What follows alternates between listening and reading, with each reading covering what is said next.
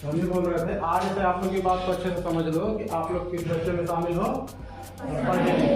तो जब भी पढ़े लिखे बच्चे कहने का तात्पर्य है कि आपसे पढ़ते भी बनना चाहिए और किसके लिए, खुद के लिए। ठीक है। तो कभी भी आप कहीं कोई काम के लिए जाते हो ना, किसी के पास भी, ठीक है, वहां हमको आवेदन देना पड़ता है। क्या आवेदन, एप्लीकेशन जिसको बोलते हैं। तो हम लोग अपना एप्लीकेशन देते हैं, सर मेरा ये काम कर दीजिए, भैया मेरा ये काम कर दीजिए, महोदय मेरा ये काम कर दीजिए। ठीक है ना, मुंह से बोल देते हैं, है ना। सर मेरा जाति प्रमाण पत्र बनवा दीजिए, सर यहाँ पर सिग्नेचर चाहिए, सर यहाँ पर बोल देते हैं ना। और उसके बाद जो हमारे और उस अधिकारी के बीच में जो बैठा है वो आपके लिए एप्लीकेशन पूरा तैयार करता है, फिर आपके कागज लेकर के जाता है, फिर आपका सिग्नेचर करवाता है, फिर आपका काम ऐसा मतलब जबरदस्ती एक बीच में मीडियम लग जाता है। क्यों? क्योंकि आप लोग एप्लीकेशन लिखना नहीं जानते। ठीक, अब नहीं जानते हैं, जानते हैं तो इसका सीधा अंतर है कि आप जानते तो हैं पर आपके हैबिट में नहीं।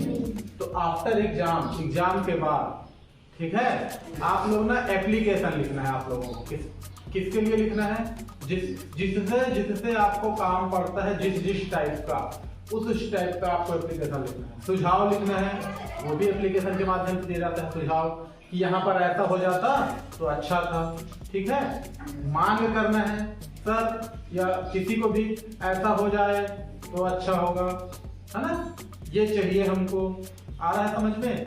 इसके अलावा सूचना देने के लिए, सूचना लेने के लिए, सबके लिए एप्लीकेशन लिखा जाता है। ठीक है।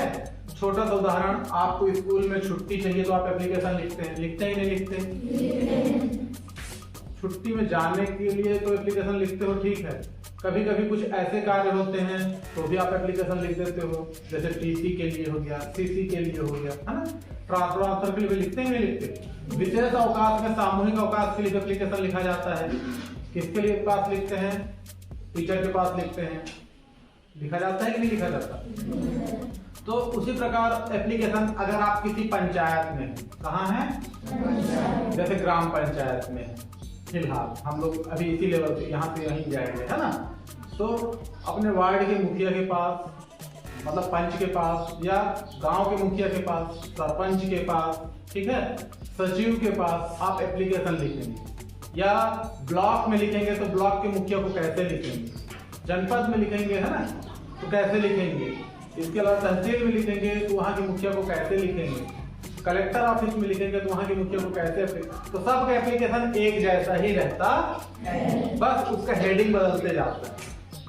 आगे आप लोग के समझ में? आज इसी के ऊपर हम लोग चर्चा करने वाले हैं। आप लोगों को एप्लीकेशन लिखना है और हर मैटर के ऊपर लिखते बनना चाहिए और थोड़ा थोड़ा परिवर्तन करते जाएंगे और हमारा एप्लीकेशन जो है सार्थक होने लगेगा। तो आप लोग इस बात को याद रखिएगा, कभी भी छोटा से छोटा काम आप किसी के पास जाते हैं करवाने के लिए, मौखिक हो जाता है अच्छी बात है, लेकिन एप्लीकेशन लिखना चाहिए। इससे हैबिट बना रहता है, एक बात। दूसरी बात, जब अच्छे अच्छे जगह में जाएंगे तो आपका जो शब्द चयन है ना, जो आपके वर्ड्स हैं वो अच्छे रहेंगे। क्लियर हो रहा है? मेरा बात समझ में आ रहा है आप लोगों को कि नहीं आ रहा है? तो हिंदी में तो आप लोग लिखना जो सीखेंगे हम थोड़ा बहुत इंग्लिश में ट्राई करेंगे आज, ठीक है। इंग्लिश में आप लोग ट्राई करेंगे। तो सिंपल सा आप लोगों को एक छोटा छोटा प्रॉब्लम बता दिया जाता है। सबसे पहले हम टू लिखेंगे और टू में उसको लिखेंगे जिसको लिखा जा रहा है। जैसे अगर स्कूल के लिए लिखेंगे तो स्कूल को हेडमास्टर को बोलेंगे, और कहाँ का हेडमास्टर है वो, सरपंच तो कहाँ का सरपंच है वो, ठीक है। सचिव तो कहाँ का सचिव है वो, तहसील है तो कहाँ, कौन सा तहसील है, कहाँ का तहसील है, जनपद है तो कहाँ का जनपद है, ब्लॉक है तो कहाँ का ब्लॉक है, डिस्ट्रिक्ट है तो कहाँ का डिस्ट्रिक्ट है ना। गवर्नर है तो कहाँ का गवर्नर है, सीएम है तो कहाँ का सीएम है, पीएम है तो कहाँ का पीएम है, एजुकेशन मिनिस्टर है तो कहाँ का एजुकेशन मिनिस्टर है, उसको यहाँ पर बताएंगे। क्लियर हो गया? उसके नीचे में आ जाता है मीडियम, किसके माध्यम से आप भेज रहे हैं वो भी आप बता सकते हैं। सामान्यतः आप लोग प्रधान पाठक को भेजते हैं तो टीचर के, क्लास टीचर के माध्यम से भेजते हैं, सरपंच को देते हैं सचिव के माध्यम से, पंच के माध्यम से देते हैं, कलेक्टर को देते हैं तो अपने सरपंच के माध्यम से या और किसी तहसील ऑफिस के माध्यम से दिया जाता है। समझ में आ रहा है? मतलब नीचे वाले आपके कनेक्टर के माध्यम से ही आप उसको देते हैं, हम अपने कनेक्ट जो करने वाला हमारा है उसके माध्यम से दिया जाता है, ठीक है ना। तो उसके बाद आता है सब्जेक्ट। क्या आता है जी? सब्जेक्ट का मतलब होता है कि हम किस विषय पर इस एप्लीकेशन को लिख रहे हैं, मोटा मोटा हम इसमें एडवाइस एप्लीकेशन लिख रहे हैं, सलाह देने के लिए, डिमांड एप्लीकेशन लिख रहे हैं, कुछ मांग करने को, समझ रहे हो। इसके अलावा कुछ चाह रहे हैं जो अलग से, कुछ सूचना दे रहे हैं, रिपोर्ट दे रहे हैं, उसके बारे में लिखा जा रहा है। हम एक्चुअली उस एप्लीकेशन में चाहते क्या है, हमारा समस्या क्या है, हम उस समस्या का निदान किस टाइप से चाहते हैं, या सामने वाले को हम किस प्रकार से अपनी जानकारी बतला रहे हैं। आया समझ में।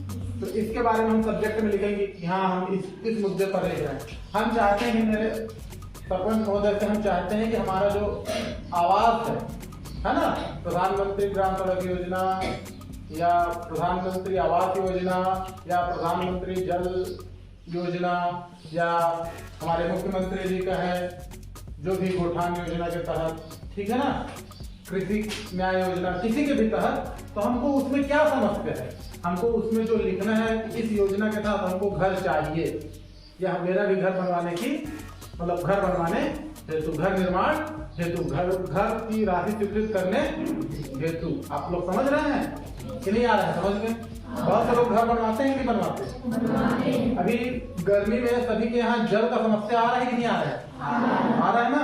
मान लो हम लिखना चाहते हैं एप्लीकेशन फॉर ड्रिंकिंग वाटर या supply of drinking water, clean water, कुछ भी, ठीक है ना।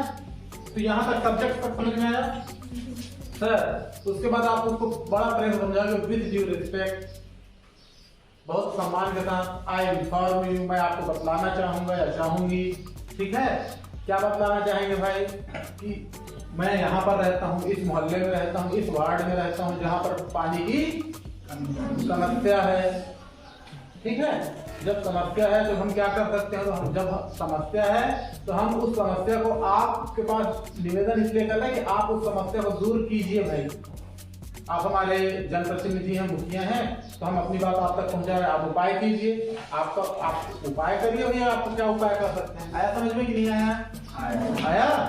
तो आज हम सरपंच के पास लिखेंगे, ठीक है। कुछ समझ में आ रहा है। और लास्ट में आपका नागरिक तो ये है, क्लियर हो गया। इतना सारा चीज है।